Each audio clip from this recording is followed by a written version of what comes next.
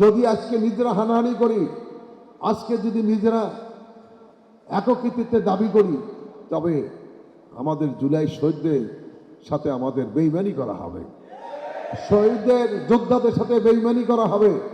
আজকের এই দিনটি আমাদের স্মরণ করে দেয় একটি দেশে কিভাবে ফ্যাসিস্টরা ক্ষমতায় থাকার জন্য নির্বিচারে নিরীহ জনতার উপরে গুলি চালাতে পারে, ছাত্র জনতার উপরে গুলি চালাতে পারে। আমরা আন্দোলন করেছিলাম একটি নিরপেক্ষ তত্ত্বাবধায়ক সরকারের লক্ষ্যে। আমরা আন্দোলন করেছিলাম দিনের ভোটের পরিবর্তে রাতে, যে রাতের ভোট যারা করেছিলেন তাদের বিরুদ্ধে। আমরা আন্দোলন করেছিলাম যারা আমি তুমি ডেমির ভোট করেছিল তাদের বিরুদ্ধে। আমরা আন্দোলন করেছিলাম একতরফা নির্বাচনের বিরুদ্ধে। আমরা চেয়েছিলাম একটি অবাধ, নিরপেক্ষ, সুষ্ঠু নির্বাচন। নগদ নিয়ে এলো হার না মানা হার অফার। সর্বনিম্ন 10,000 টাকা রেমিটেন্স নগদে পাঠালে থাকছে স্বর্ণের হার জেতার সুযোগ। আমরা যেমন 52-তে আমাদের ছাত্রদের রক্তের মধ্য দিয়ে আমরা আমাদের মাতৃভাষাকে প্রতিষ্ঠিত করতে পেরেছিলাম, 71-এর স্বাধীনতা যুদ্ধের মধ্য দিয়ে আমরা একটি স্বাধীন সার্বভৌম বাংলাদেশ পেয়েছিলাম। আমরা 90-এর স্বৈরাচার বিরুদ্ধে আন্দোলনের মধ্য দিয়ে একটি গণতন্ত্র পেয়েছিলাম। আবার 36 জুলাই আন্দোলনের মধ্য দিয়ে একটি নতুন বাংলাদেশ পেয়েছে। আমরা এবারে বাংলাদেশকে আমরা ব্যর্থ হতে দিতে পারি না। বারবার আন্দোলন হয়েছে, বারবার এদেশের ছাত্র জনতা রক্ত দিয়েছিল। আমরা বিশ্বাস করি আর যেন আমাদের জীবনে জুলাই ফিরে না আসো। জুলাই আসবে বারবার, কিন্তু ফ্যাসিস্টের জন্য বাংলাদেশে আর না আসে, আর যেন কোনো ফ্যাসিস্ট এদেশে মুখ পয়দা না হতে পারে।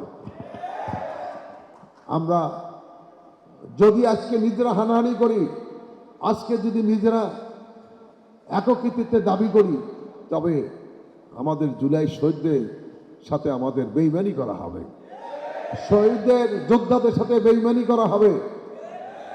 আমার শহীদরা যে লক্ষণে রক্ত দিয়েছেন, আমার যোদ্ধারা যে লক্ষণে রক্ত দিয়েছেন, আহত হয়েছেন, পঙ্গুত্ব বরণ করেছেন, আমাদের তাদের স্মরণ করেই এই দেশকে পরিচালিত করতে হবে। একটি স্বনির্ভর বাংলাদেশ পেতে হলে, একটি উৎপাদনমুখী বাংলাদেশ পেতে হলে, একটি কর্মমুখী বাংলাদেশ পেতে হলে আমাদেরকে সহযোগিতা করতে হবে, সকলে ঐক্যবদ্ধ থাকতে হবে। বাংলাদেশ যতদিন থাকবে, এদেশের যতদিন সূর্য উদিত হবে, ততদিন এই জুলাই আমাদের মাঝে বেঁচে থাকবে, এই শহীদরা আমাদের মাঝে বেঁচে থাকবে। 71-এর মুক্তিযুদ্ধ, 90-এর গণঅভ্যুত্থান, 24-এর গণঅভ্যুত্থান, এই জিনিসগুলা আমরা দেখে আসছি বাংলাদেশে, এবং আমরা দেখি কি সবসময় একটা গোষ্ঠী এই আন্দোলনের সুফল নেওয়ার চেষ্টা করে, তাদের ব্যক্তি স্বার্থ, এবং তারা বিভিন্নভাবে কিন্তু ধরাও পড়ে যায়। দেখবেন আপনারা, আজ না হোক কাল, কাল না হোক পরশু, ধরা কিন্তু পড়ে যায় যে সে ব্যক্তি স্বার্থে এই আন্দোলনের চেতনাকে ব্যবহার করেছে। এইটা আমরা চাই না। আমরা চাই আমাদের এই দেশের মানুষ সকলে মিলেমিশে থাকবো, আমাদের মতের ভিন্নতা থাকবে, কিন্তু আমাদের সহমর্মিতা থাকবে, আমাদের পারস্পরিক অবস্থান থাকবে। সেই আন্দোলনের সময় মানুষের উদ্দেশ্য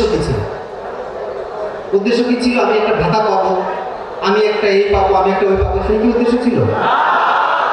মুক্তিযুদ্ধের সময় যদি আমরা বলি, মুক্তিযুদ্ধ যারা করেছিল ওরা কি চিন্তা করেছিল আমি ভবিষ্যতে এই ভাতা পাবো, আমার চাকরি পাবো, এই ধরনের কোনো কারণে চিন্তা করেছিল?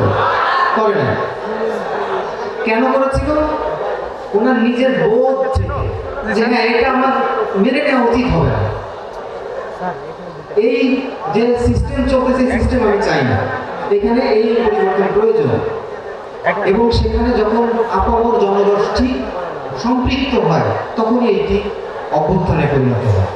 আমাদের এই জুলাই চেতনা আমরা সবাই ধারণ করি। এখানে ব্যক্তিগত কৃতিত্ব কারণ নাই, এখানে সবাই, শত শত মানুষ, হাজার হাজার মানুষ, লক্ষ লক্ষ মানুষ অংশগ্রহণ করেছিল। আমি দেখেছি, আমরা তখন ঢাকা শহরে ছিলাম, আমরা দেখেছি, আমি হসপিটালে একদিন দিয়ে গেছি 19শে জুলাই 24 সালে, তখন দেখেছি যে হসপিটালে কি পরিমাণে বাচ্চারা, নাইট গার্ড, এমনকি অসুস্থ বুয়া ঠিক না, এটাকে কি বলে, মানে অসুস্থ ফকির যারা ভিক্ষা করে, ভিক্ষুক, তারা গুলি খেয়ে খেয়ে সোহরাওয়ার্দী হসপিটালে ঢুকছে।